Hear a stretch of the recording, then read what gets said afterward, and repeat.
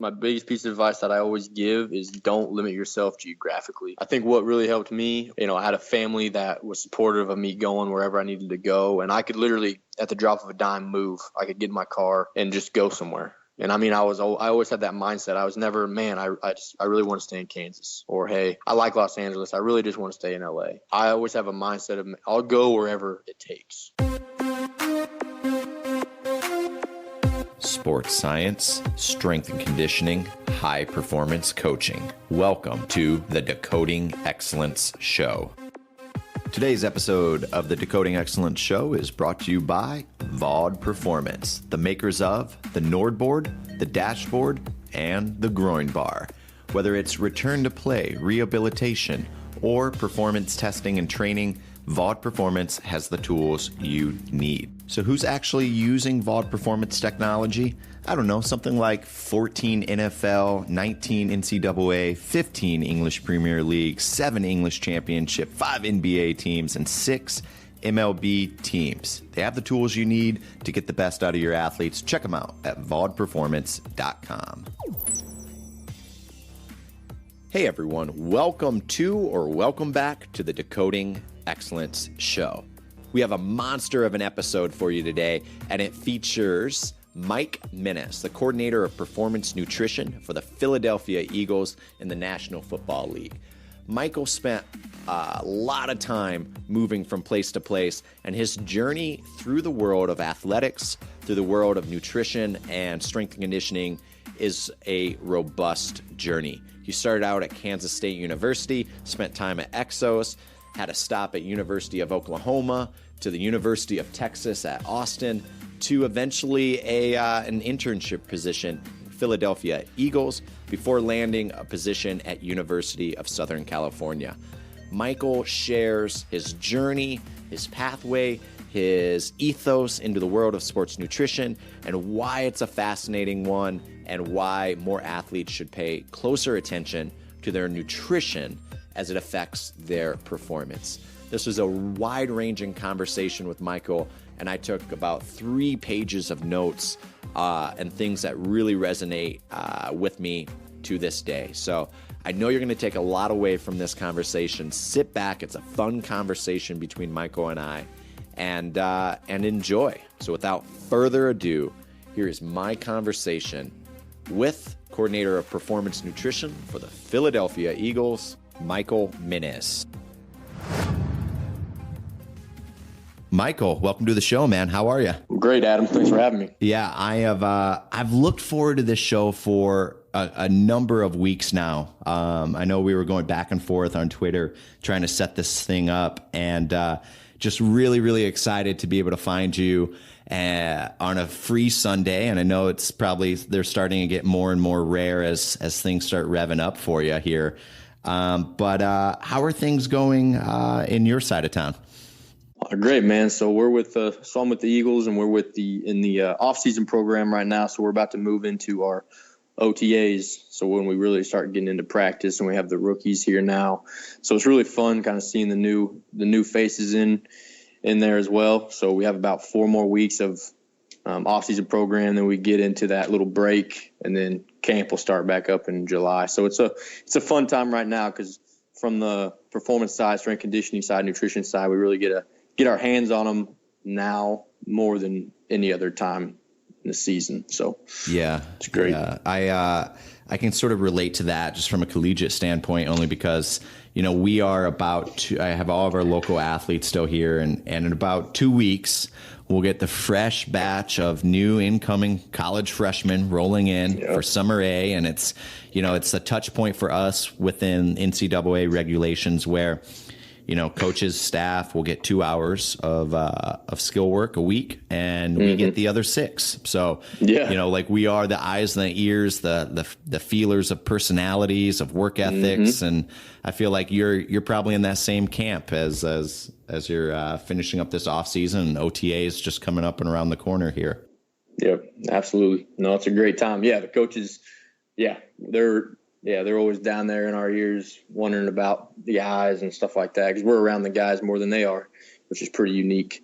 I think for the listening audience, because we have a wide range of a listening audience that listens to the Decoding Excellence shows from East Coast to West Coast to international, I'd love for you to just sort of describe your background from an educational, from a home setting, to what led you to what is your current position at the Philadelphia Eagles, professional sports coordinator of performance nutrition. But there's so much that I would imagine goes into it. So I'd love to hear about your rich history and what brought you to where you're currently at.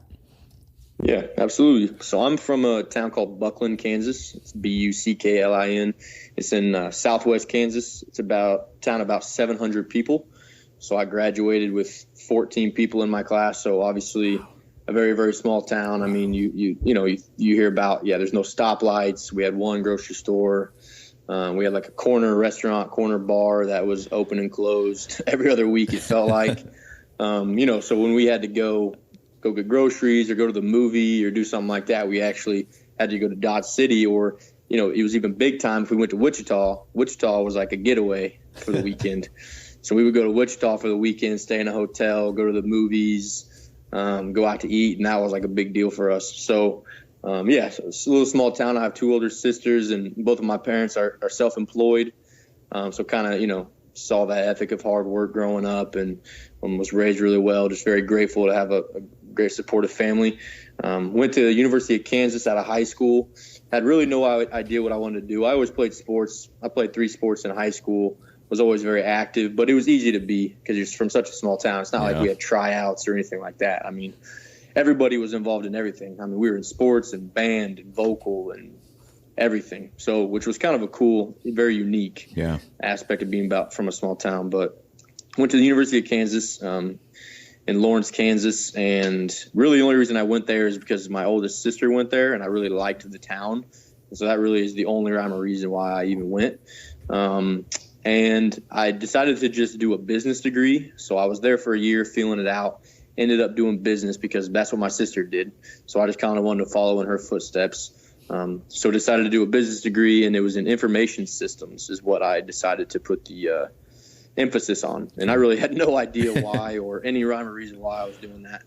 So ended up going through at KU, and, in about 3 years in, when it started to get real, and started getting time to apply for internships and stuff like that. I was like applying for internships with software companies in Kansas City, and it just didn't feel right. I mean, I was like, I don't know if this is for me. I'm not really passionate about this. There were jobs out there, and a lot of my friends were getting jobs, and they were good jobs, good paying jobs right out of college. And, I just kind of, I really, about my senior year of college there, I really started getting into just the nutrition aspect. So I always, like I said, I played sports.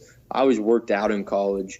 And I worked out pretty hard, I felt like, but I really wasn't seeing the progress that I felt like I should be seeing. And I was totally neglecting nutrition. I mean, as a senior in college, I had never thought about what I was putting in my body, why I was doing it, when I was doing it, what it was doing. I mean, I literally didn't think about any of that stuff until I was 20 years old, 21 years old. And when I picked a book up, and, then it kind of went from there. So about senior year at KU, I was like, you know what, I'll finish out my degree because I'm so close, but I want to do something with nutrition and exercise. That's what I'm passionate about. And really what drove me to that was there's so many things that we can't control in this world, but those nutrition and exercise are 2 things that we can control. And the fact that you can control what you put into your body and actually see tangible changes from that is pretty mind-blowing, in my opinion. So I think that's what really drove me to it. So I did a little investigation. And mind you, this was 2010, 2011. So sports nutrition, I mean, it's still a niche, but sports nutrition even 6 years ago was even more of a niche.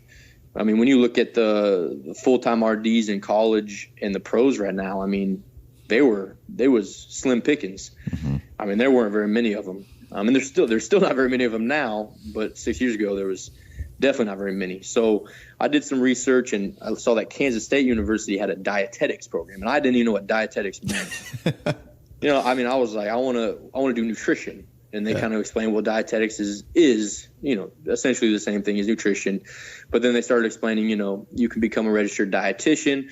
Registered dietitians usually work in, clinical settings or community settings, that type of thing. And that was not what I was interested in. I was like, I want to do this whole sports nutrition thing. I want to kind of marry exercise and nutrition. I want to work with athletes and that type of thing. And they kind of looked at me funny, but there was a guy there that had been he was also interested, and he had actually been working for Kansas State's basketball team, just as a consultant.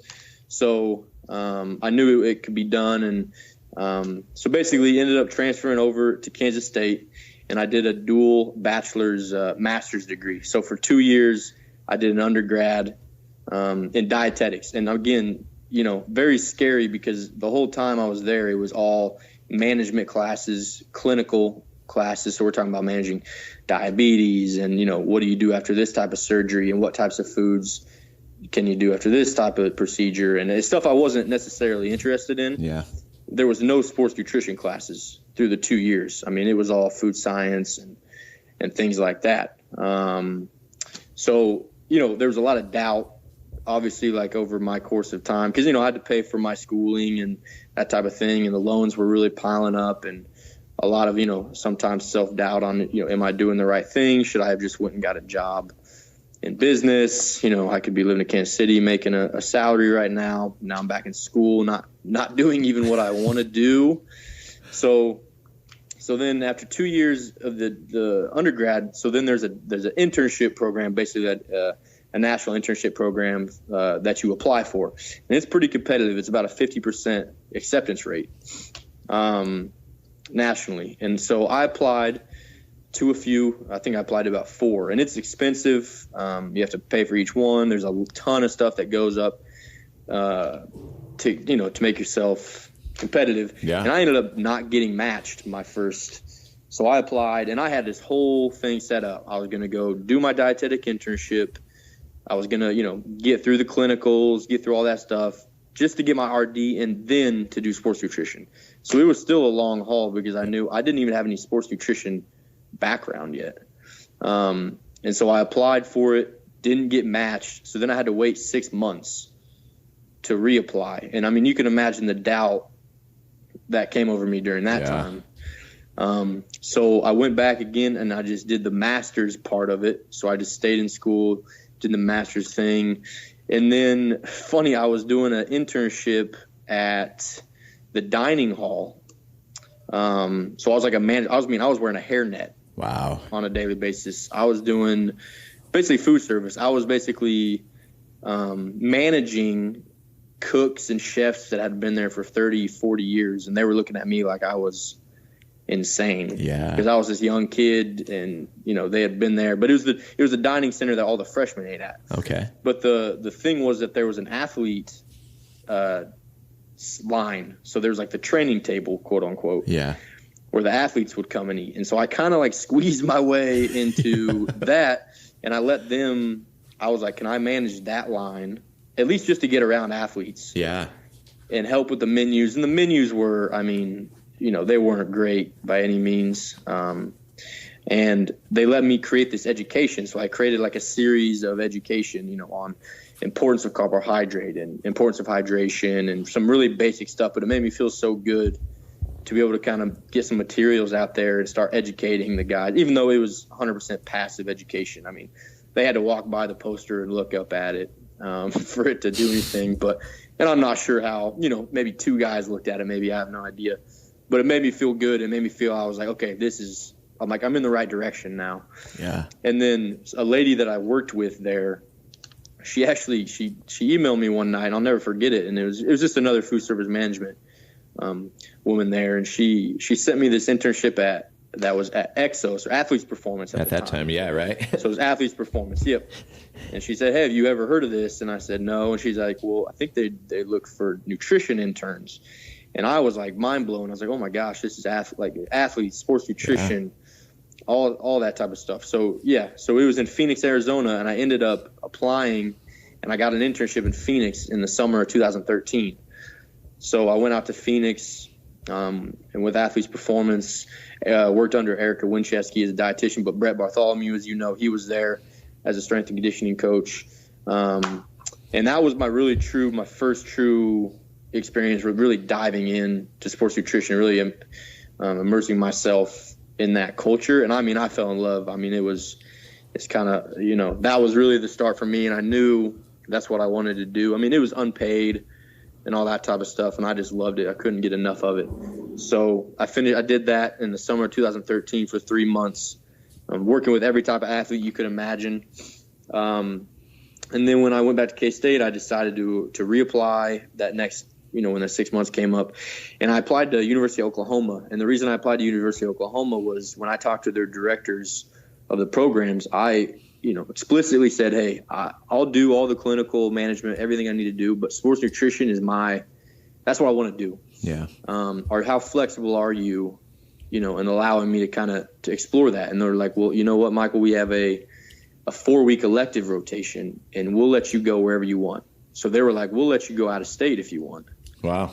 And that was a seller. I was like, I'm in. So I applied to that and then got into OU. So then I moved down to McAlester, Oklahoma. I lived in the Happy Days Hotel. And I had like a Elvis Presley themed room. It was pink. It was crazy, but I stayed in the extended stay hotel, did my clinical there at McAlester Regional Health Center. Worked with a really good dietitian, actually. Learned a lot through the clinical rotation. But when it came to my elective rotation, I reached out to a guy named Josh Hingst, who's the head strength coach for the Philadelphia Eagles. And I had got linked up with Josh when he was with the Jacksonville Jaguars as a assistant strength conditioning coach and a nutritionist. Okay. And so he was like the first, I think probably one of the first people to ever kind of wear those two hats and play a hybrid role full time, especially for a professional team. Yeah.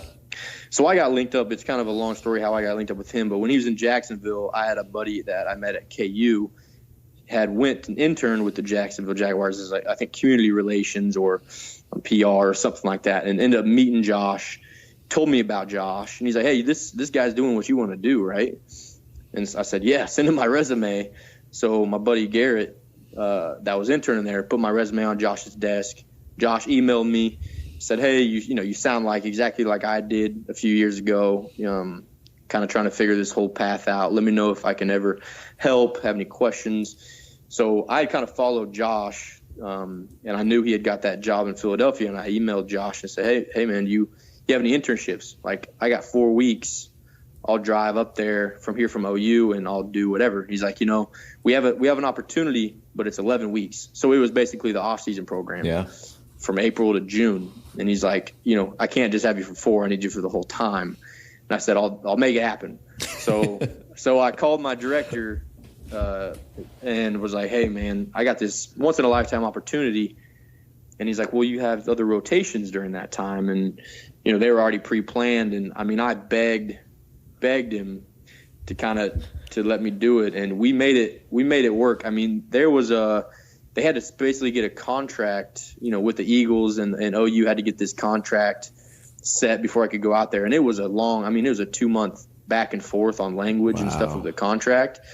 And I didn't know it was going to happen, but I knew I had to report. I think it was like on April, whatever day, April 10th or whatever day it was. So I actually drove to Philadelphia before the contract closed. And if my director from OU ever hears this, because I never told him this, but I had left already and went to Philadelphia. So he actually called me on my second day of work in Philadelphia and was like, hey, the contract went through. You're good to go. You're like, thank goodness. Yeah. He's like, you can leave now. And I was like, all right, cool.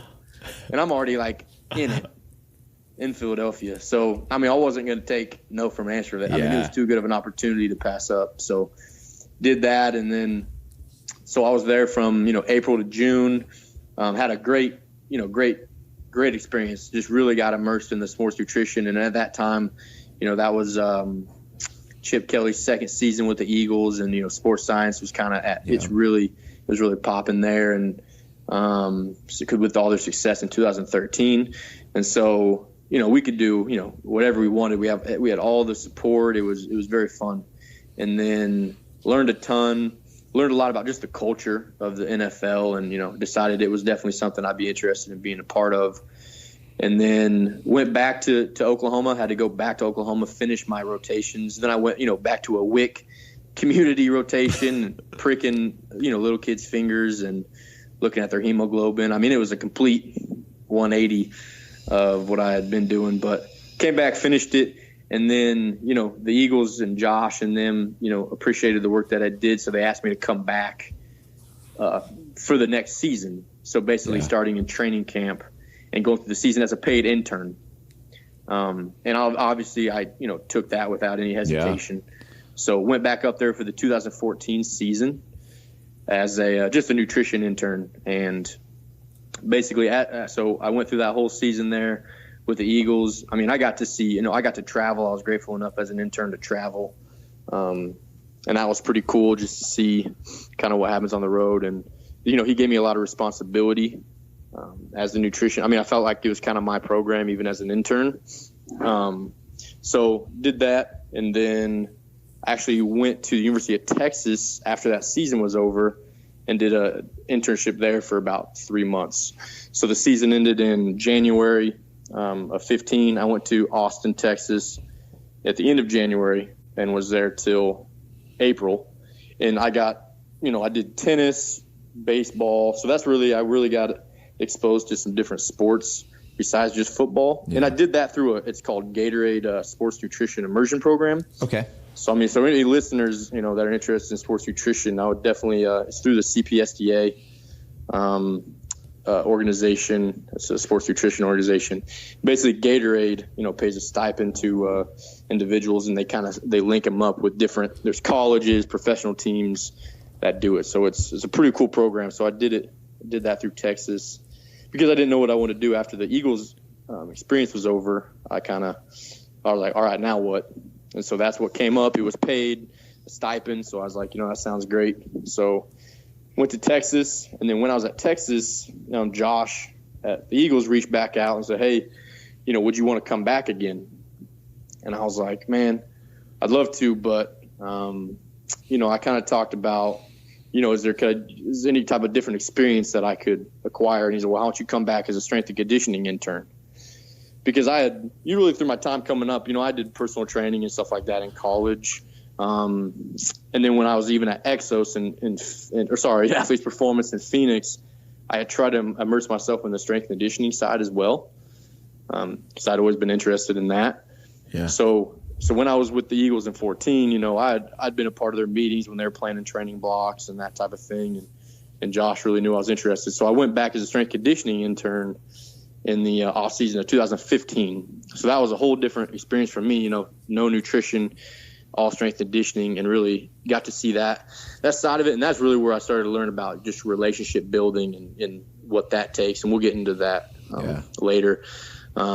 Finished that summer of 2015.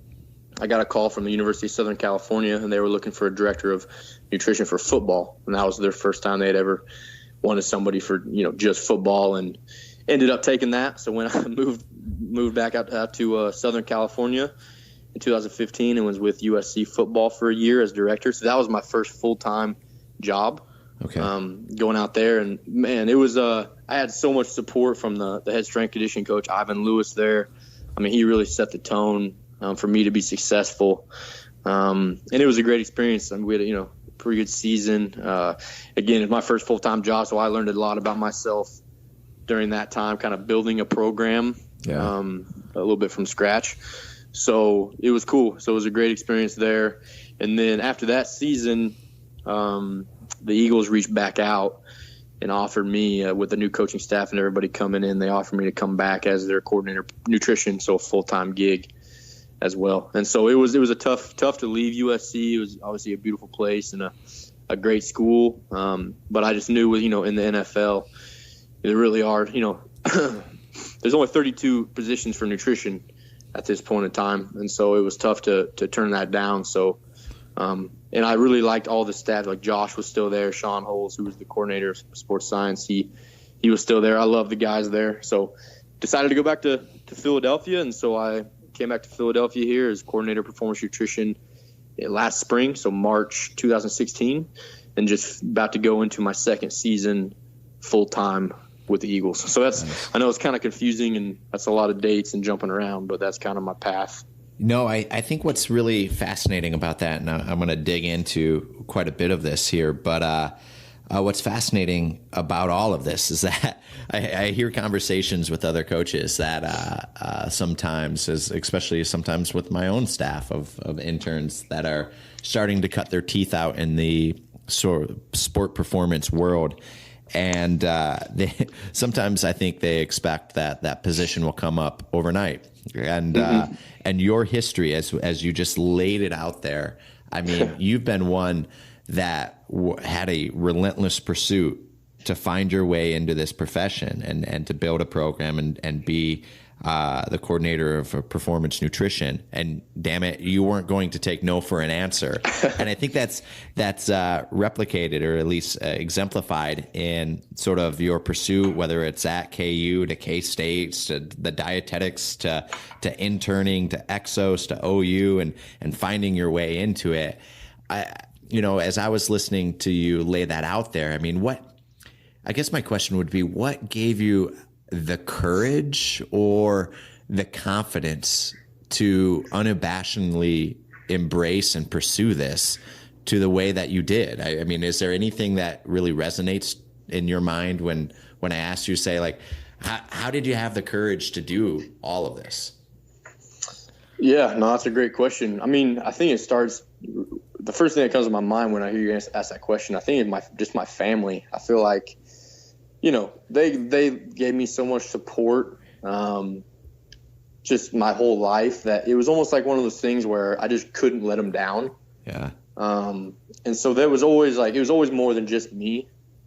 It was about them and just making them proud. Being from a small town, it was just kind of a cool, I don't know. I always knew, I wanted to make them proud and kind of get out there in the quote unquote real world and, show them what I could do. And I think, I don't know, I just had so much support from them. So every time I remember specifically a conversation when I was at K-State and I was doing all the clinical stuff. And, I called my brother-in-law, Brian, and, me and Brian are really close. And I said, hey, man, I think I'm going to drop out of this dietetics thing. I think I'm just going to do exercise science instead and just kind of see what happens, maybe go do personal training or do something like that. I was like, I don't know if I'm really interested in the dietetics type stuff anymore. And, we had this, 2-hour conversation, and he talked me to staying into the program. And then, this is, I am where I am now. But, again, I think it was honestly just conversations with family and just really just not being able to let them down. So it was always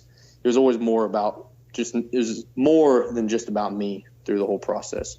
Yeah. Yeah. And I think that's, I think one of the things that is really powerful about that is that, so many of us, the more that I talk to other coaches and practitioners in whatever field that they chose to pursue, that there's always some sort of support, whether it's from family, from friends, from mentors, from other people that help guide the path a little bit, if you will. And, yep. Like here you were at sort of a crossroads of whether to continue with this dietetics program, thinking maybe I'm going to leave, maybe I'm going to stay in it. I don't know where I'm at.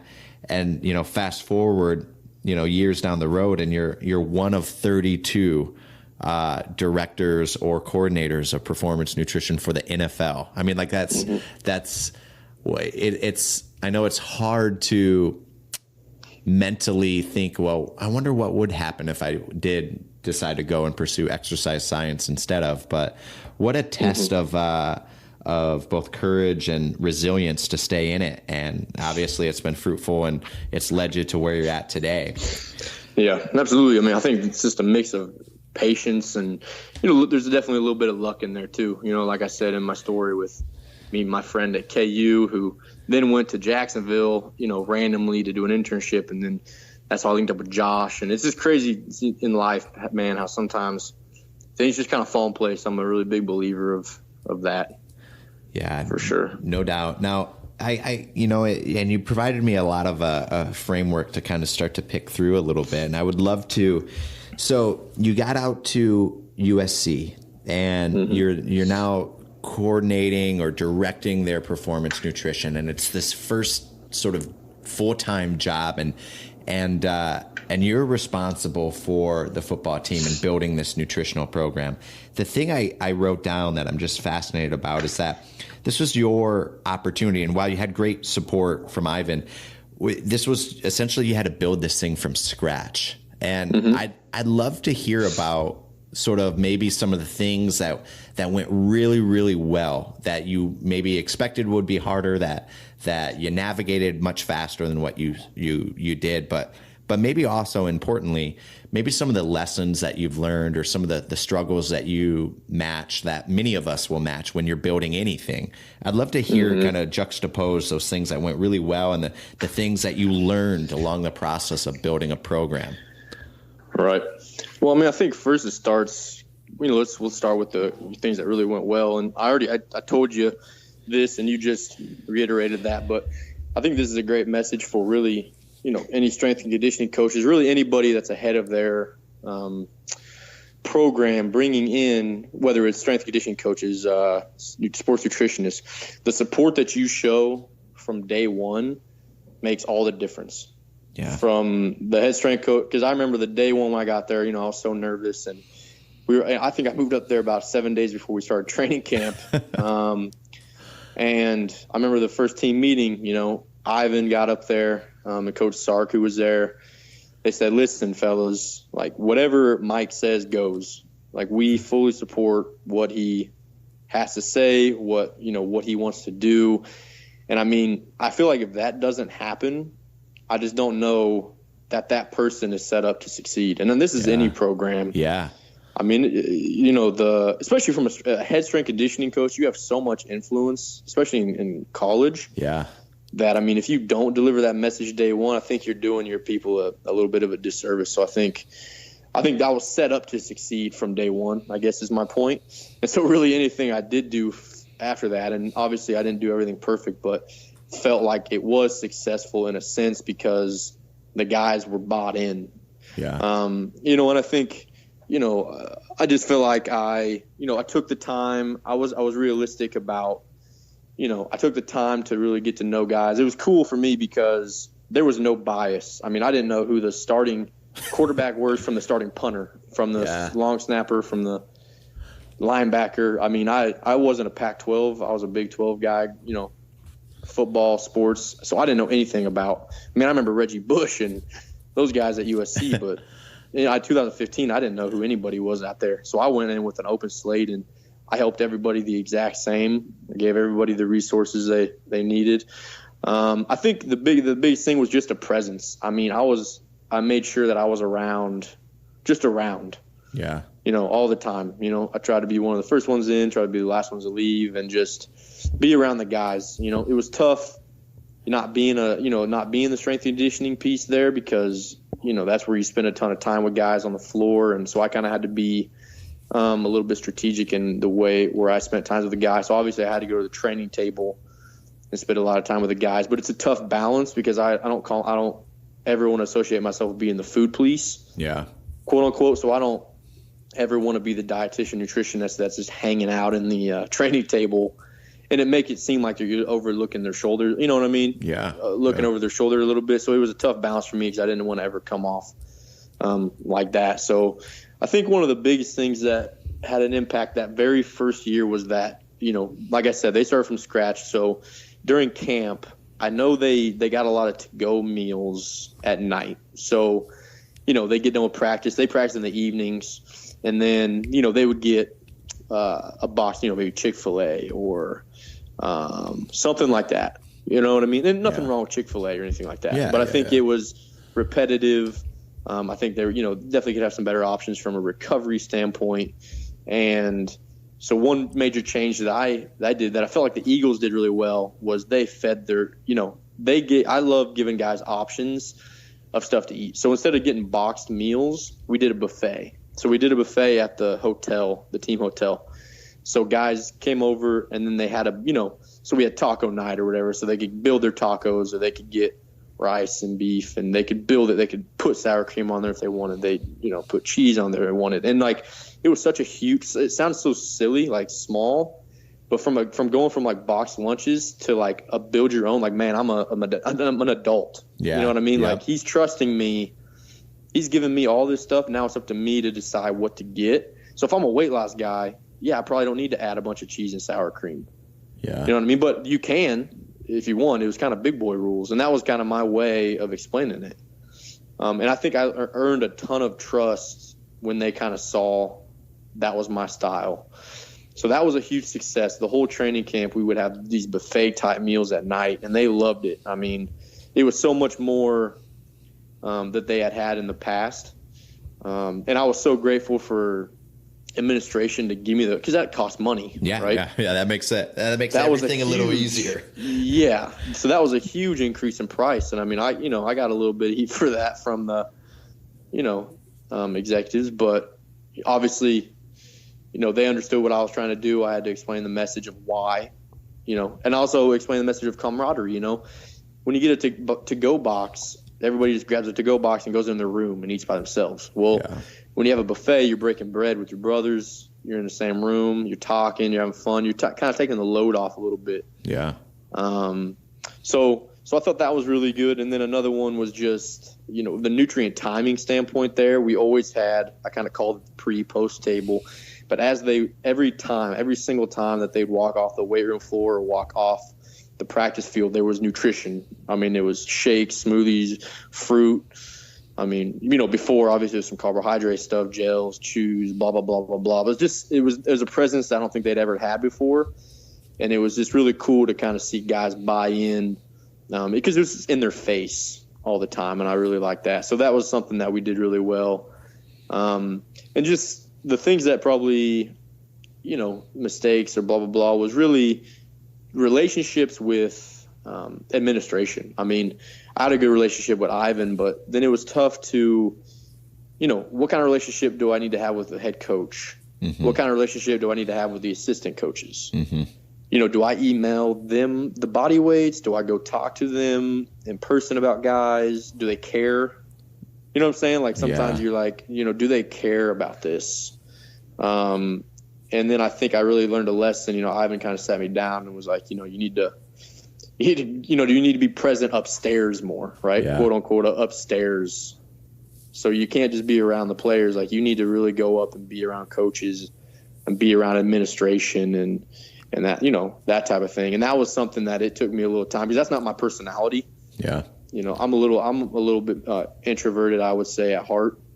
So for me to be, extremely extroverted at work, I can do it, but that's not me naturally. So I really had to get out of my comfort zone and go see assistant coaches and talk to them about players and, hey, do you need any, out of your position group, are there any guys that you're worried about that I need to get with, and just kind of go on that extra mile. So it took a little bit of time to really figure out the dynamic because it's very different in pros and college, as you know. Yeah. It's just different. I mean, it's just really understanding people, how they want to be communicated with, when do they want to be communicated with, what's important, what's not important.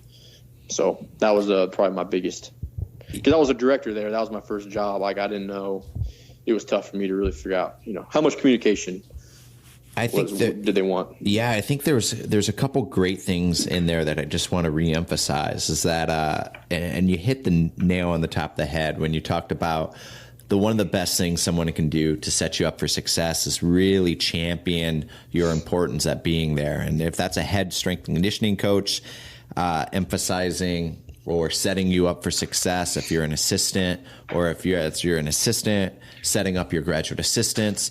But also if you're a sport coach, if you're the head sport coach of X, then making sure that message of the importance of strength and conditioning, the importance of nutrition, the importance of your allied health support team, that goes so long of a way because it's ultimately that's where the buck stops, the head coach. So I think having that unified support and having that unified vision is really, really important.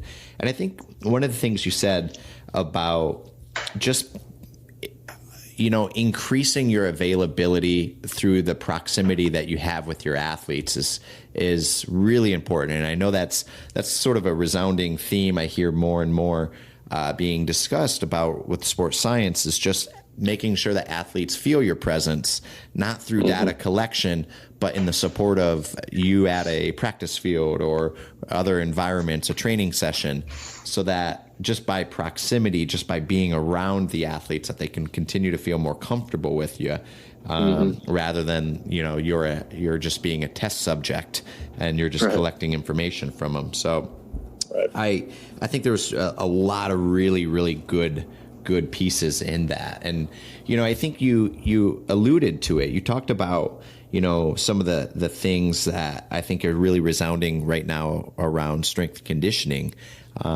which is, more of the soft skills, if you will. And I use that with air quotations around them, but the skills of communication, the skills of building trust, establishing trust, valuing that relationship piece. I know you talked a little bit about some of your time at Athletes Performance, or now EXOS, and your interaction with Brett Bartholomew there. And I think that's certainly a name that sort of resonates in the strength conditioning world, as, conscious coaching and building buy-in. But was there any sort of particular lessons or mentors or things you've read or things that you experimented with to help you, who is maybe already more naturally inclined to be a little bit more introverted? Was there things that helped you get outside that introvertiveness box to allow you to be more extroverted and more, relationship building, more around, more vocal? I mean, is there anything that really resonates along that sort of narrative? I think just, for me, it was just maybe surrounding myself with people like Brett. I think you said his name, but I always bring him up because he was kind of one of the first, the first ones I kind of saw do it in real life, right, in action. I mean, he was all about relationships and building buy-in and things like that. So I think, I surrounded myself, whether it was at EXOS, University of Texas, just people that really did it well. And I think for me, I started to just read more. So I remember I read the book, How to Win Friends and Influence People, by Dale Carnegie. And that was probably 2000. I think it was a reading assignment at EXOS or Athletes Performance. But I just started really reading about just, human nature and, what drives people and things like that. And obviously there's only so much you can get out of a book, but I think I really took it to heart and tried to practice some of those things in my real life. And I think obviously there's just an amount of confidence that comes with experience. And, because, like for me, USC was my first full-time job. I was like, all right, we're about to find out if I can really do this or not. And when you have a positive influence and when you leave, and they don't want you to leave, and, they talk about how, you left a lasting impression, legacy there for the guys and stuff like that. You're like, man, I can really do this at a high level, and you start gaining confidence in yourself. That I think now drives me, to get past the introvertedness. And I think it's a little bit easier for me to do that. And then obviously just knowledge. I mean, I think knowledge, the more knowledge you have, I think the more confidence you have. And I think that can lead to a little bit more extrovertedness. You said it, How to Win Friends and Influence People, which is a book I certainly recommend to my own staff. And it was a reading assignment that I also gave. There's a number of books that I'm going to list here because it's so the timing is right. But Conscious Coaching, The Art of Science of Building Buy-in, The Charisma Myth, How Anyone Can Master the Art and Science of Personal Magnetism, just from a relationship standpoint, The Like Switch, Never Split the Difference, Influence. I think that's Robert Cialdini's work. Persuasion, 48 Laws of Power. Robert Greene, I believe, wrote that one. But this was just a list of books that my staff was recommended only because I think they're great technicians. But one of the things I really wanted them to do a little bit better was have that sort of personal relationship, that presence about them as coaches on the floor. Right. And and as a segue to that, I think what also really, really helps you, and you said it in your history, and you certainly said it when you talked about the Jacksonville Jaguars, and that particular person being in this sort of hybrid role, and maybe a point of influence or something that you aspired and you've seen, but you fit that hybrid role. I mean, you've done, just the pure S&C aspect of it when you went back, and now you're on the performance nutrition piece. And I think that gives someone a lot of confidence when you're sitting down and the physicality of OTAs, the travel demands and what that's going to look like on the practice field and the competitive environment during a season. And you can have that sort of understanding of how the physical and the technical, tactical realms of performance and the demands that is to help dictate what you might need to do differently. I mean, do you feel the same way, like that gave you a lot of experience or confidence or knowledge to be able to execute what you do now at the Philadelphia Eagles even greater and even better? 100%. And I'm actually, grateful enough, Josh, he's a head strength coach here. He's actually, so I'm the coordinator of performance nutrition, but I do assist in the strength conditioning here as well, especially during the off-season program where we have, lifting groups, 2 different lifting groups for an hour and a half each. We have the rookies in their own lifting group now. So there's an opportunity for me to take a group in the weight room. And it's been awesome. I mean, it's been great. And I think, I don't think that I could be as successful, and I'm not saying I'm like ultra successful or anything like that by any means. But I'm saying the success of my program here is driven a lot by the relationships I make in the weight room. Yeah. Because, as so for example, the first phase of OSP off season, when they report in April, they're in the building for 4 hours. I mean, 4 hours and then they're out. And the 4 hours is essentially a meeting. They got some meetings. We got a weight room group for an hour and a half. Then we switch another weight room group for an hour and a half. They eat lunch and they're gone, right? When the bell rings, they're going to leave. Yeah. Because, they got families and, they got stuff. That's fine. Like, they're going to get out of there. And so as a nutritionist, you got to be pretty realistic. You think a guy is going to stay after the bell rings to come see you about nutrition? Yeah. Like, I'm not that naive. You know what I mean? But see, at first I was like, I can't believe. I was like, hey, what if we offered an education, education class? Like, I'll do a presentation on Thursday afternoon. You're right. And whoever comes. You know what I'm saying? Yeah. Nobody. And that's fine. And you know what I mean? I get it.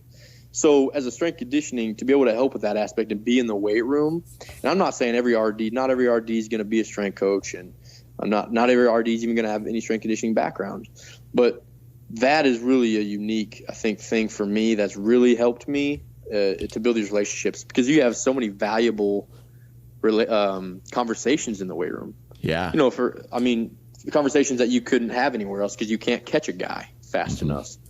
So if you have something to talk about to somebody, you can go, hey, what's up, man? Hey, how's that going? Hey, are you taking your vitamin D? Hey, this, that, right? You can have small little check-ins. It doesn't have to be an hour and a half consultation every time you talk to a guy. Yeah. It can just be really quick. Hey, how's that going? You need anything from me? Hey, I saw your weight was up a little bit over your goal today. You need me to do anything for you? That type of thing. Because sometimes you can't even catch a guy to talk to him. I mean, it's crazy. Because they're so back, like meetings and everything, they're on such a strict, they don't have a lot of downtime. Yeah. And then the downtime they do have is at lunch and breakfast. And I don't really like bothering guys. I don't like bothering athletes a lot at meal times, because I think that's a time when they can really just kind of shut it down and enjoy food. I don't want to make food work. So I don't want to sit down and start drilling them with nutrition questions. I know it seems kind of crazy, but since you think that'd be a prime time, but I don't know. I feel like you got to catch them when you can, and the strength conditioning piece has really helped me do that and just build the trust. I mean, I think just building the trust. I think obviously the relationship that athletes have with strength conditioning coaches, are obviously huge. And for me to be able to kind of create those relationships in that setting, it's pretty special.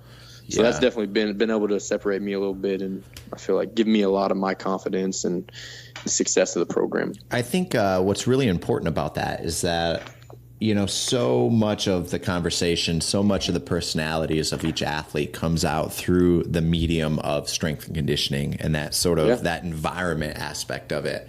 And the things that I find really important is whether you're a applied sports psychologist, whether you're coordinator of nutrition, performance nutrition, whether you're a sports scientist, whatever you might be in your professional pursuit.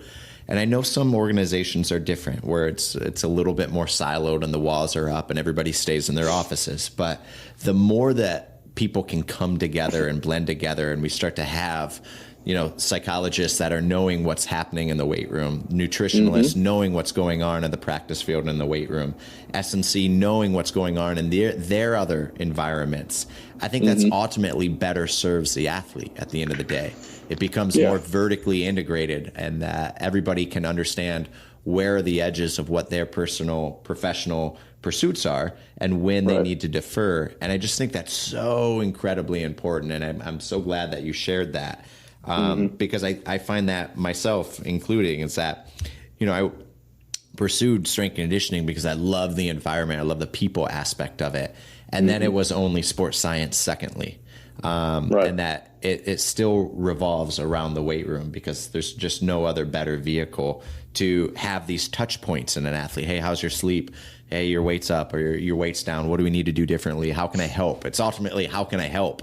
And that might be nutrition, that might be sleep, that might be, educational counseling or, psychological counseling or second sessions or whatever, technical, tactical sessions out there on the basketball court. It ultimately, a lot of the first line stuff, the red flags, the indicators can be found in the weight room because it's just a different environment that I really, really enjoy. Yeah, and I think it's just that environment of them kind of in their, quote unquote, grinding together, and they see you in there with them. You're kind of a part of the camaraderie, and I think that's really where you get a lot of the connectedness with them day in and day out. And so it's important that, for me, at least anyways, I feel like it's important that I'm in there with them every day. Yeah, I certainly agree, man. And, I know with, for people that might not be privy to sort of the interworkings of athletics at a high level and sort of the demands, the time demands, and they might be, maybe it's an international audience that is listening to this and they're thinking, okay, here we got American football, and whatever their views of that might be in their respects. But I'd love for you, if you could, just kind of give maybe those audience members what a typical day looks like for you. Because I think, when you think professional sports, the highest level, Philadelphia Eagles, coordinator of performance nutrition, there's a lot of like allure and flashing lights to it. But I'd love for you just to sort of vaguely or as detailed as you want, describe what that looks like, a typical day. And I know that's seasonal, but what a typical day might look like for you.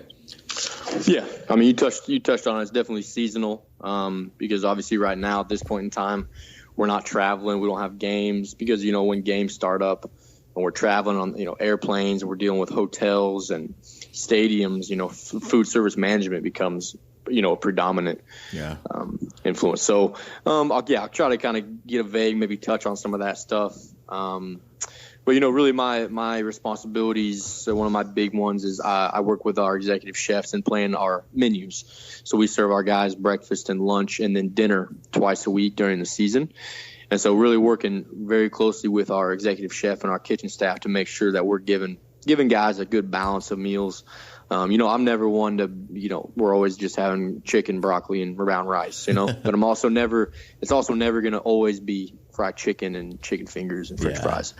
Right. So, but I mean, you gotta kind of cut the guys a break sometimes, give them some balance and have some fun. But, I try to explain kind of, why we're doing what we do, and I work well with them and just making sure we got some good, one of my biggest deals is have something for everybody.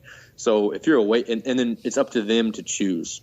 So, okay, maybe we do have grilled chicken and broccoli and rice, and maybe we do have some chicken fingers down there. Okay, you're a weight loss guy. What do you think you need to do? Because essentially it's big boy rules, right? You're a grown man in this sport. I mean, 21 to 35 years old. It's like, a lot of you guys been eating longer than I have. So I think you know what you need to do. You know what I mean? And if you don't want to do what you think you need to do, that's on you. You know, it's big boy rules. I can only help you as much as you want to be helped. So I really am a big believer of just kind of, you know, try to make everybody happy, quote unquote, which is impossible from a food side, but that's kind of my belief on that. So I manage our fuel station. So we have a little fuel station outside of our weight room, right outside of our locker room. It's really, really well placed from a nutrient timing standpoint. Guys walking by it on meetings, walking by it after lifts, after practice. That's where we do a lot of our nutrient timing stuff. What do we need to do right before the lift? What do we need to do before training? What do we have from a recovery standpoint after? So I have blessed enough to have the support to have an intern kind of manage that little space and kind of manage what are we offering, offering fresh fruit and yogurt and hard-boiled eggs. What kind of snacks do we have in there for the guys? What kind of smoothies and that type of stuff are we doing for them after? So that's kind of a whole, you kind of have two different silos there. You have your training table, which is a whole separate food service operation, and then you have your fuel station, which is a whole separate food service operation. So you kind of have two things going at the same time there. And it's a lot of food service, and food service probably, as you know, I mean, you're talking about ordering and inventory, managing expiration dates, best by dates. I mean, can you imagine if somebody eats an expired something and gets sick or something like that? I mean, that's pretty serious stuff. Try explaining that to the head coach. Exactly. I mean, exactly. Especially, when it's around games and stuff. So that's a full-time job right there, is just somebody managing. And it is. I have an intern that is literally, that's a full-time job, managing that space, managing the food and ordering and inventory and all that type of stuff. It's crazy. I mean, you're feeding 90 grown men every day. So, and then, I'm very grateful to be, involved with the body weights, helping set the goal body weights. Mm-hmm. I know that differs kind of where you're at, what sports you're in. Sometimes the strength coach does it, sometimes the position coaches do it. But I have a lot of, they kind of give me a lot of reign on setting those goal body weights, which is awesome because I do the body composition analysis. Nice. So we'll do we do the skin folds, 7 site, and I'll do those. And then when we have new guys come in, I'll set a goal body weight, and a lot goes into that goal body weight, but we'll give them a little range that they need to stay in. And obviously, it starts getting a little bit more serious when we get in season because there's fines involved and stuff like that when guys are over their goal ranges. But that's a big deal. We weigh in once a week, and in season we'll have a mandatory weigh in. And obviously, in an ideal world, we'd weigh them every single day. But that's such it's a logistical challenge, way more than you would ever believe. Trying to catch 90 guys to step on a scale for 2 seconds. It seems simple, but as you know, it's pretty challenging. So that's kind of, analyzing that every week. So, okay, this guy's trending up. This tries to keep trending down. What's going on? He's not in his goal weight. I'll go talk to him. We'll get something going. If it's maybe his body. So we just did body fat. We do it, at the beginning of off season, mid off season, into off season. Well, we got some guys going up, some guys going down. The guys that are going up want to know, hey, what can I do to get that back down? They're usually pretty good at kind of coming to me, say, hey, my body fat went down. Can you help me? Like, what do we need to do? Yeah. So that's great because I'm, it helps that I'm actually doing the analysis. So it's not a second step for them to have to go find me. Then I'm right there. And then, so then from that, kind of going off that, like I'll do meal plans with guys. And that's usually what people think of when they think of, so nutritionists, so you do meal plans. But that's such a small part, really of what I do. But so if a guy is out of his range and he wants a nutrition plan, we'll sit down and go a full-blown consult if he wants to. It's very rarely happens like that where a guy is going to give you 30 minutes of his time to give you a 24-hour recall and all that cool stuff you learn about in school. Usually got to get like a few snippets out and give them a couple nuggets to take home, maybe a couple goals. I like to give about 3 goals. Okay, for this, the next couple weeks, let's try to do this. Let's try to eat this at breakfast. Let's try to eat a little bit more protein here at this, and et cetera, instead of having these full-blown nutrition plans. Because you get guys on all spectrums. Some guys want literally like a tip, just tell me what to do. And some guys want a full-blown meal plan. Just tell me literally what I need to eat all day, every day. Yeah. So you kind of, again, that's where relationships are important, and understanding, where that guy's at, where that athlete's at, and you don't want to overbear them. They'll come sit down, and you don't want to give them 45-minute lecture on your principles of sports nutrition, and you'll lose them pretty fast. So you got to be pretty selective. And then from that, education, obviously a lot of it's a passive education just through signage and things like that. But it's really cool with the rookies coming in. We do some really good onboarding stuff where, I just gave a presentation to the rookies this last week. I'm going to give another one in 2 weeks. So that's a really good time to touch guys when they come in, new guys, about, hey, this is how we do things around here. This is the resources that we have available from the nutrition side. The challenge for me is how do I get in front of the team, like the active members. Yeah. I think that's probably one of my biggest challenges is education from a team-wide standpoint, because it's very hard to get that time, which is why you got to kind of be creative and, hey, Josh, during the foam roll today, can I get up and maybe talk about 2 points? Give me like 2 minutes type of thing, and just being really creative with your time. Like, what time do you have and how can you utilize it to educate? Yeah. And then now we're even getting more into biochemical analysis. So, I'm urine specific gravity testing, looking at sweat testing. We do sweat testing during camp. Some of the blood stuff is new now, obviously the vitamin D's and things like that, but maybe looking more at performance markers, creatine kinase and IL-6, looking at inflammation and stuff like that. And you got nutrigenomics coming around the corner, and that's not ready for real time right now, but 5-10 years, that might be something we're messing with too, is looking at people's nutrigenomics profile and do a meal plan. So I feel like the role is going to keep getting bigger and bigger, and that part is huge, the individualization piece of it, and because I think that's where guys really buy in, is when they see their blood work or see their sweat results or their urine specific gravity, and they know, okay, that's me. Like, the intervention is for me. Yeah, it's not a team wide deal. So then, that's kind of there as well, kind of managing that stuff. And then, when we do get in season, it becomes very food service dominant. So, all right, what are we eating on the airplane? Say we're going to Seattle, what do we have on the airplane? Do we have enough from a hydration standpoint? Are they educated on what they need to do? Do we have snacks that kind of fit our goals from a hydration standpoint? Okay, when we get to Seattle, well, what do we have to eat at the hotel? What are we eating that night?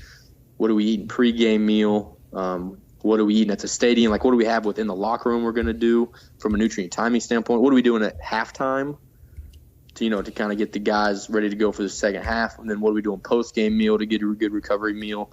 What are we doing on the plane ride back?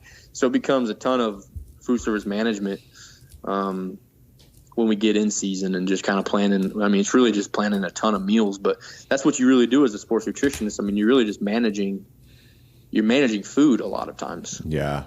You're spending a ton of money on food as an organization and as a college or whatever it may be. Like, you need somebody there managing that.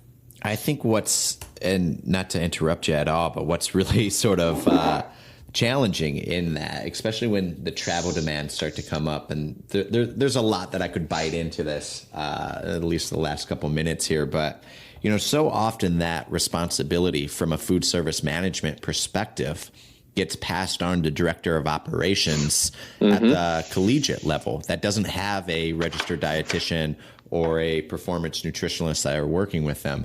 And it's up to these individuals to work out logistics, flights, travel, team buses, busing from airport to hotel, bus from hotel to the stadium to play their, 2 p.m. basketball game or whatever game.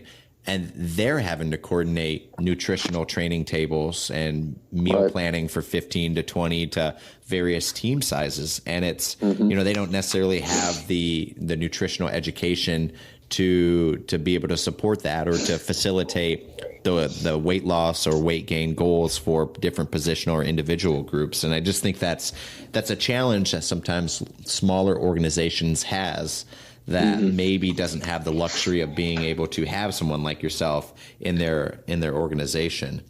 Right. You said it in that sort of that sort of timeline of what a typical day looks like, as far as just your early interactions with the new faces coming into your organization. And I'd love to just touch on that as we sort of get towards the end of this here. But you obviously intake, I mean, some of the best athletes in the world. Again, there's not that many NFL football teams, 32 football teams. So I'm just curious about, I mean, is the new batch of athletes that are entering into a professional football league, are they more versed about nutrition than maybe what they were, a couple years ago? Is that more, do you find that they're coming in with a better nutritional foundation, if you will, from an education standpoint? And if not, I mean, what are just some of the general things that you have to touch upon that maybe the listening audience wouldn't anticipate? Yeah, I mean, to answer your question, I definitely think that there is a improvement in the nutrition exposure and nutrition knowledge that guys have coming in now, because so many universities now have sports nutritionists. But at the same time, a lot of colleges still, they just have, maybe one director of nutrition for the whole university. Wow. I think there's only still a handful of universities and teams that actually have a football only person. Yeah. I could name a few off the top of my head, but it's definitely not predominant. So yeah, guys they're a little bit more exposed than maybe they were 10, 15 years ago, but I mean, there's still baseline nutrition knowledge that is not there in the majority of them. So I think the biggest challenge for me is, before we, I always like to jump ahead and start getting into these, like all these, really cool things that we're doing and all this stuff. But I'm like, I need to rewind sometimes with, like, Michael, does he even know what a carb is? Yeah. And most of the time he doesn't. Yeah. And so, I mean, we're sitting here talking about principles, and we're talking about biochemical analysis, and we're talking about all this cool stuff. And it's like, we need to, like, seriously rewind. And does he even understand, like, macronutrients and energy balance and what that even means and why? Like, why is that important? So I think during that onboarding process, I really try to, and I probably still could do better, is really kind of rewind it. But the challenge is, I only get like 2 20-minute sessions. So yeah, you got to, like, you can't just talk about carbohydrates for 20 minutes. You know what I mean? I wish you could, and the importance of that. But so it's still a challenge. I mean, that is probably my biggest challenge, low hanging fruit, no pun intended, is like, how do I continue to not just educate these guys for 20 minutes when they come in? How do I continue to educate them throughout the season, throughout their careers? And because all of it's so passive, and how much they'll look at a sign once. Yep. And be like, cool, that's cool. You know what I mean? Like, are they really learning?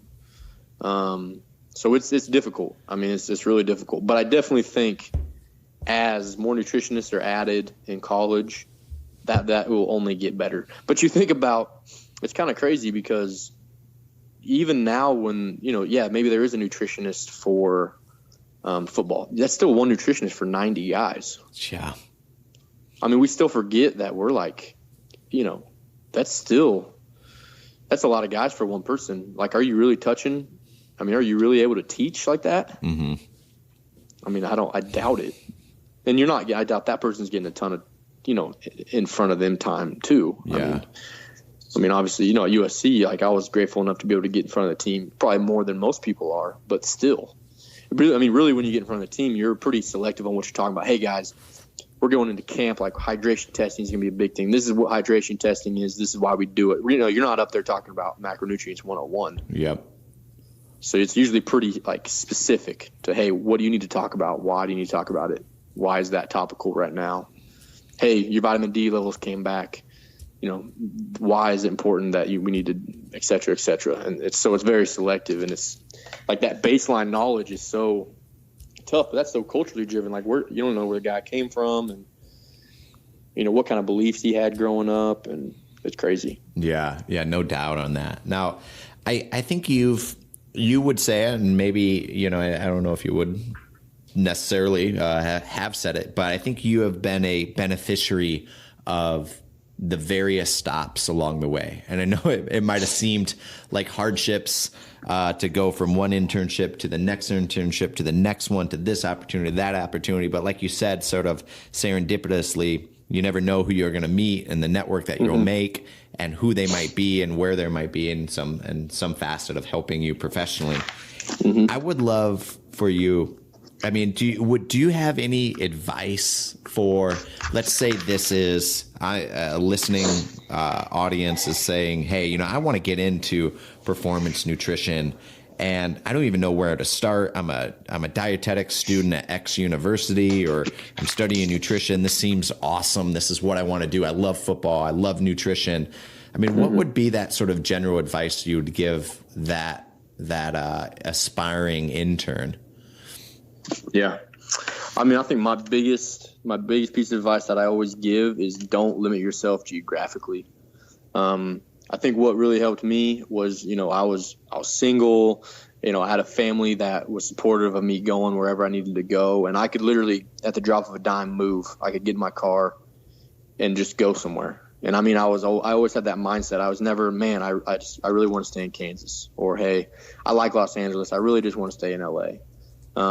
I always have a mindset of I'll go wherever it takes.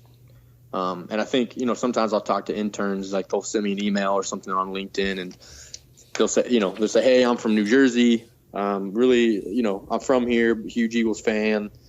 Would, you know, love to kind of, would love to do an internship with you. And, you know, I'll talk to them a little bit more. And, you know, well, my family's around here. I'd really like to just stay here in, you know, in Jersey or Philly or whatever it may be.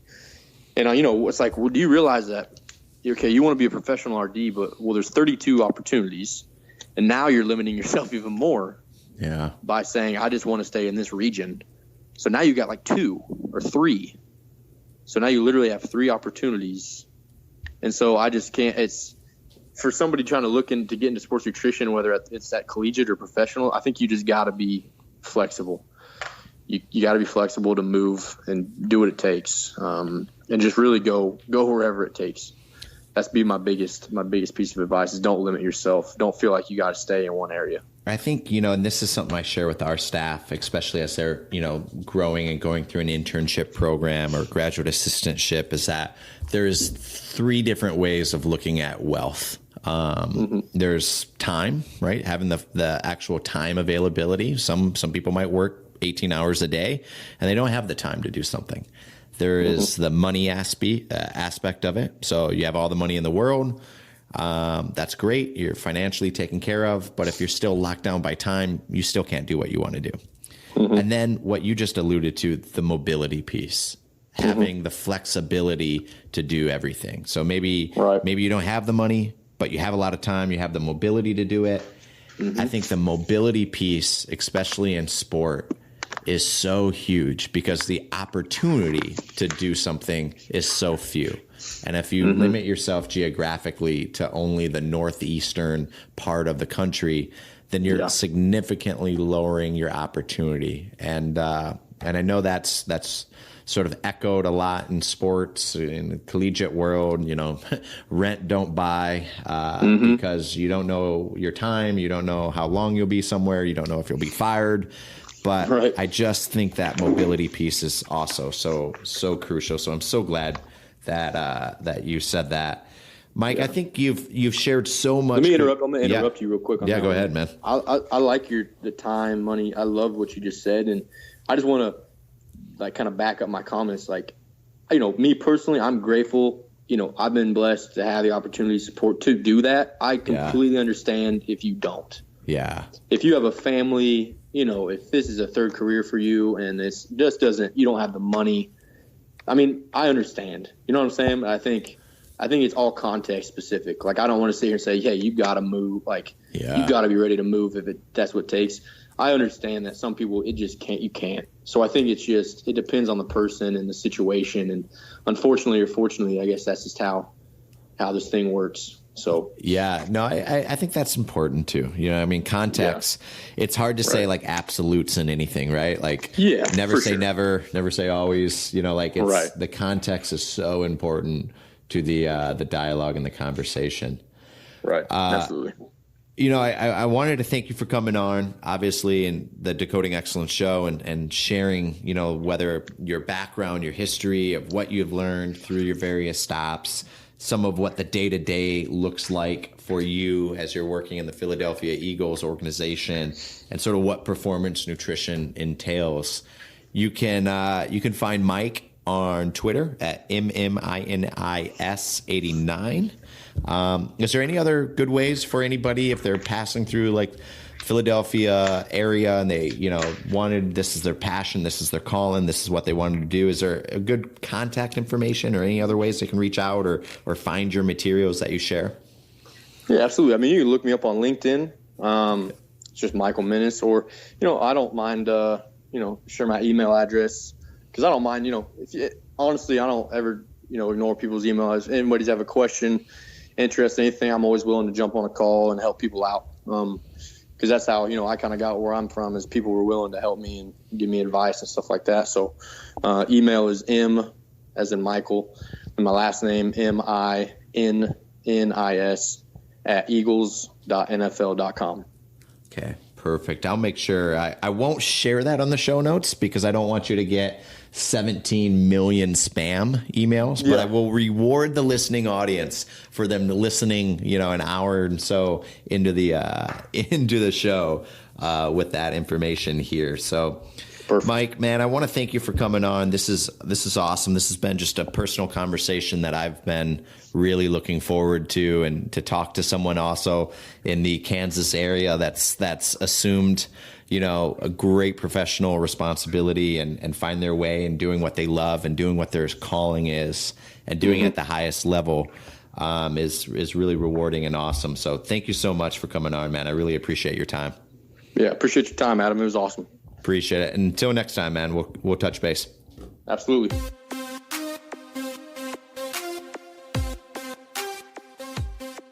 I want to thank my guest today, Michael Minnis from the Philadelphia Eagles, coordinator of performance nutrition, for coming on the Decoding Excellence Show today and sharing his wisdom and some of the stops and the experiences he's learned through his journey through athletics. One of the sole reasons I started the Decoding Excellence Show was to show some of the similarities that we all have in different professional domains, whether it's strength and conditioning, performance enhancement, performance nutrition, physical therapy, or any other part of this multidisciplinary approach to elite athletics. And like always, if you've taken anything away from the Decoding Excellence Show, I ask two things from you. Number one, please share this show on your favorite social media of choice, whether it's Twitter, Instagram, Facebook, whatever it might be. Please retweet it, share it, and allow for other people that might not be exposed to the show to navigate their way and find and identify that this show is a resource for them so they can continue their own pursuit in their coaching and practitioner career. And secondly, log on to iTunes and leave us a 5-star review. Your reviews help expose and move the Decoding Excellence Show higher in the iTunes rankings. So again, at the end of the day, it just helps young practitioners and coaches be able to find this as a resource for them so they can continue to learn and grow from the experiences that we all share as practitioners and coaches. So like always, thank you so much for your continued support with supporting the Decoding Excellence Show. I want to thank our show sponsors, Vaude Performance, for their contribution. And like always, please tune in next week. Thank you.